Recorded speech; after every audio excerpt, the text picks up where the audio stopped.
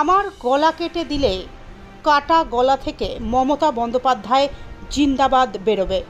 বৃহস্পতিবার দুপুর 12:45 নাগাদ নেতাজি ইন্ডোর স্টেডিয়ামে এমনই মন্তব্য করলেন তৃণমূলের সর্বভারতীয় সাধারণ সম্পাদক অভিষেক বন্দ্যোপাধ্যায়। উল্লেখ্য, নেতাজি ইন্ডোরে তৃণমূলের মেগা বৈঠক ঘিরে সাজো রব বৃহস্পতিবার সকাল থেকেই।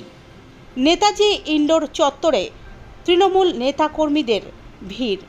তৃণমূলের রাজ্য কমিটির সভাপতি সুব্রত বক্সির উদ্বোধনী ভাষণের পরই বক্তৃতা দিতে ওঠেন অভিষেক বন্দ্যোপাধ্যায়। বাজারে রটিয়ে দেওয়া হচ্ছে, অভিষেক বন্দ্যোপাধ্যায় বিজেপিতে যাবে। আরে আমার গলা কেটে দিলে কাটা গলা থেকে মমতা ব্যানার্জি জিন্দাবাদ বেরোবে। আমি বেঈমান নই।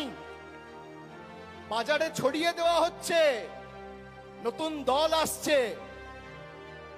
বিজেপির হাতে কলকে আর তামাক খেয়ে কয়েকটা সংবাদ মাধ্যম আর 2-4টে সাংবাদিক এই কাজটা করছে।